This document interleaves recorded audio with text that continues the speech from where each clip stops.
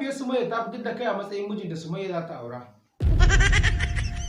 Ta ya za a yi haka? Mahaifiyar Sumayya ta fahimci cewa ahalinka ba son Sumayya suke ba. Wallahi al'azimu duk duniya duk. Never!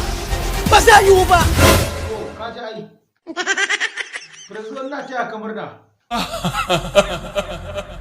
Sai ku baka takaici akan wannan al'amarin. Ta ya za a yi reshe ya juyi da mujiya? Sumayya ya kika ji a ranki lokacin da kika samu labarin Mahmud ya ji wannan hukuncin da mahaifiyarki ta yanke. Gan shi da ido kafin na bar duniya. To amma lokacin da Dakata da Allah. wanda ya sa Sumayya ta nuna ta fi son Mahmud fiye da Prezo. Shi dan halan ne.